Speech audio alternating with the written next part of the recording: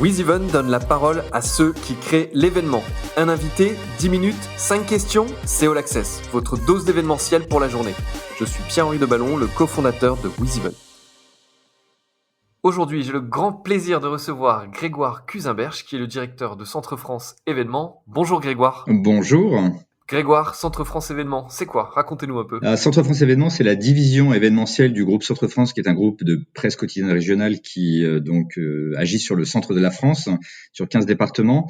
Donc nous organisons en fait des événements sur 15 départements de France. Alors on a plusieurs activités dans ces événements. On a des événements qui sont des événements type foire et salon, donc assez classiques. On a ensuite une équipe qui était basée à Saint-Étienne, qui est une agence événementielle qui organise des événements sur mesure pour le compte d'entreprise. Donc ça peut être des inaugurations, des lancements de produits, des choses assez classiques. Et puis également une activité d'événements pour le compte des titres du groupe, avec des événements économiques notamment, comme des trophées des entreprises, ou encore des événements sportifs avec des foulées roses qui sont présents dans une dizaine de villes sur nos territoires.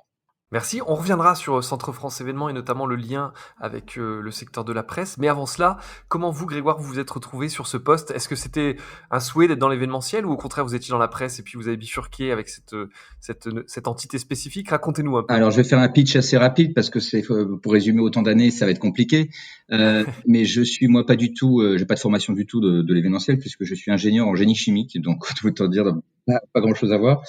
Mais j'ai toujours eu beaucoup d'appétence pour la communication en règle générale. J'avais créé un festival de théâtre, ensuite j'avais réintégré un théâtre dans lequel voilà, le côté show must go on me plaisait bien. Et ensuite j'ai créé une start-up qui était en fait sur un triptyque en 1999, qui était presse, événementiel et internet.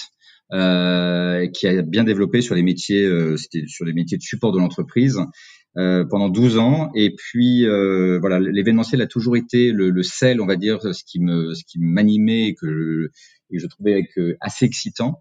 Et donc en 2012, j'ai revendu mon entreprise et j'ai rejoint un groupe de presse à Paris qui s'appelle le groupe Jeune Afrique, pour créer leur activité événementielle, pour organiser des gros événements économiques un peu partout en Afrique.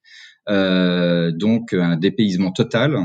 Et puis il se trouve que je suis originaire du Cantal, donc du centre de la France, et par le biais d'articles, j'ai été contacté par les RH du groupe Centre France qui cherchait son nouveau directeur de Centre France Événements. Et je trouvais que le challenge était sympathique parce que l'activité existe depuis une trentaine d'années, mais que ça ronronnait. L'activité événementielle de Centre France? Tout à fait. D'accord, ok. C'était une de mes questions, c'était de savoir si ça avait été une création récente en réaction à peut-être des revenus sur la presse qui évoluent, on le sait, ou si c'était au contraire, et là vous nous dites, une activité de long terme. Non, la diversification s'est opérée déjà il y a assez longtemps, mais sur des modèles en fait essentiellement de salon, des modèles sur des concepts assez vieillissants. Et donc je trouvais que le challenge, en plus dans une région que j'apprécie tout particulièrement, à relever était intéressant, d'apporter finalement une dynamique et surtout de repenser nos événements en pensant à nos visiteurs, à nos participants, et en ayant toujours à l'idée en tête qu'on doit faire vivre une expérience à ces visiteurs, ces participants, et il faut pas être dans du copier-coller chaque année parce qu'il y avait il suffit de voir les chiffres, il y a une courbe d'attrition qui était lente, pas dramatique, mais à la fois en termes des visiteurs, des participants, mais également des exposants ou des partenaires financiers. Donc l'idée, c'est de redonner un nouveau souffle, un nouveau sens, inventer des nouveaux événements également, en embarquant également, on en reparlera peut-être tout à l'heure, des sujets avec les quotidiens, la rédaction, pour avoir des événements qui collent au plus près des attentes du marché. Et c'est une vraie force parce que là, on l'évoquait un peu, d'avoir un groupe de presse à ses côtés en termes de résonance médiatique, surtout, on l'imagine, sur une région centre où ces journaux ont une forte importance parce que très locaux. C'est une vraie aide pour vous, pour lancer les événements, les pérenniser dans le temps? Alors oui, absolument. D'abord parce qu'il y a une marque, il y a des marques, je pense notamment au quotidien La Montagne, qui Très est forte. un de nos quotidiens qui est très fort, donc très ancré dans les cerveaux des personnes du territoire. Et donc forcément, quand on arrive avec l'étiquette Centre France derrière, c'est déjà un gage de sérieux, de qualité.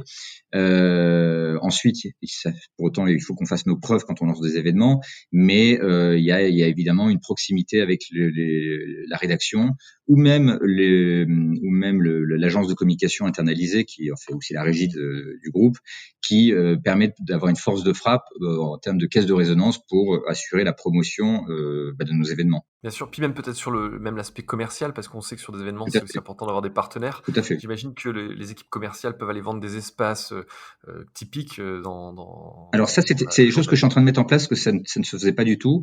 Et donc, d'accord, comme à la fois, il y a eu un renouvellement de pas mal de directions métiers dans le groupe, de gens qui ont justement beaucoup plus, on va dire, un fonctionnement en mode transverse et en mode approche 360 des problématiques.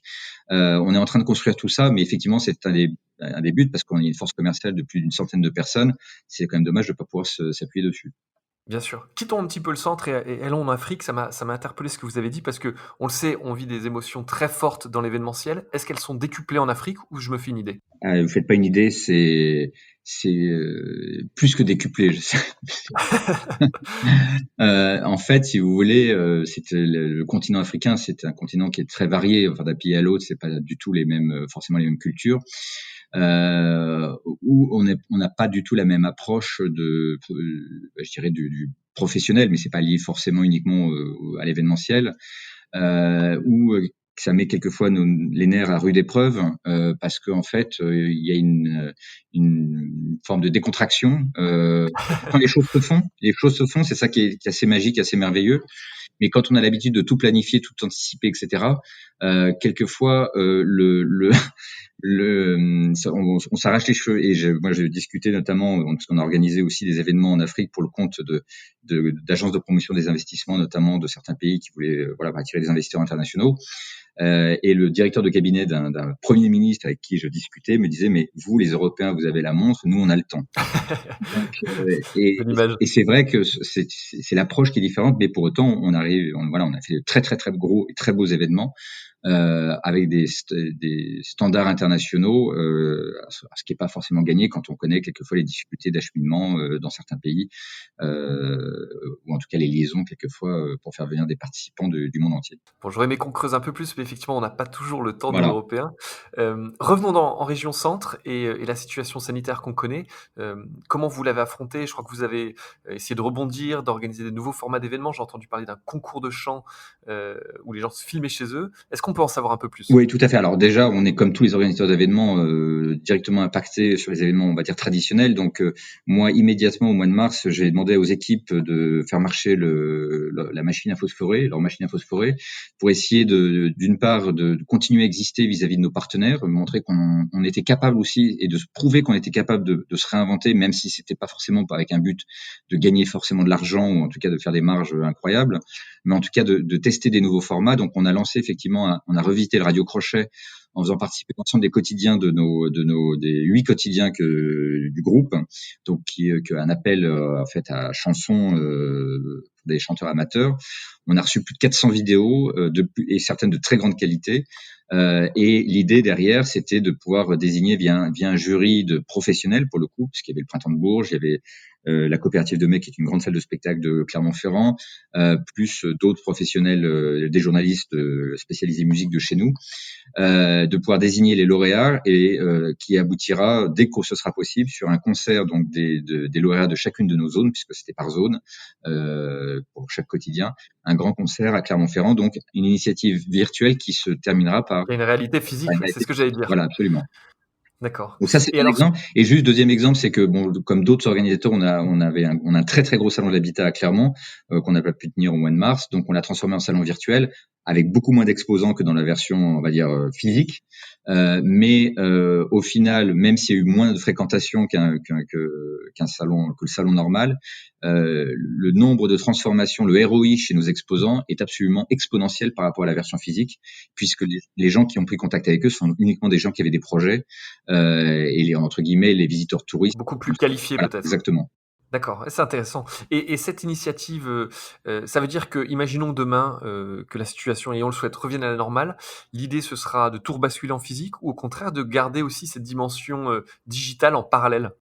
Alors moi, je suis un fervent partisan d'associer les deux, parce que je pense que le physique est indispensable, mais le digital permet justement pas de remplacer, mais d'apporter des services complémentaires, et notamment sur la partie, je parlais du salon virtuel de l'habitat, on s'est rendu compte que l'ensemble des exposants seraient partants pour qu'à partir de 19h, plutôt que de fermer, on ferme le salon physique, mais on bascule en salon virtuel pour permettre aux gens qui n'ont pas pu se déplacer parce qu'ils bossent, de pouvoir aussi rentrer en contact et échanger avec les différents exposants et les conseillers présents sur les stands, même si c'est en mode virtuel. Ok, moi c'est passionnant parce que j'aurais plein de questions moi, à poser autour des interactions qui en sont nées. En tout cas, Grégoire, un grand merci pour ce petit saut en Merci à vous. Afrique. Je suis un amoureux de l'Afrique et de l'événementiel, alors ça m'a fait rire, mais avec affection. Et Ah, je puis, pourrais vous raconter beaucoup d'anecdotes d'ailleurs. eh ben, on prendra le rendez-vous pour en discuter. Et puis, s'il y a entre la presse et l'événementiel et tout ce qu'on peut faire autour avec cet exemple concret de résilience avec ce concours de chant à distance et des implications locales en impliquant du coup ces rédactions. Merci beaucoup Grégoire et à bientôt. Merci, à très bientôt. Au revoir. Vous écoutiez All Access, le podcast de WizEvent, la solution de billetterie, d'inscription et de cashless pour les organisateurs d'événements. Pour prolonger cet échange, partagez, commentez et notez cet épisode sur vos plateformes préférées. Et pour nous rejoindre, rien de plus simple, media@wizevent.com.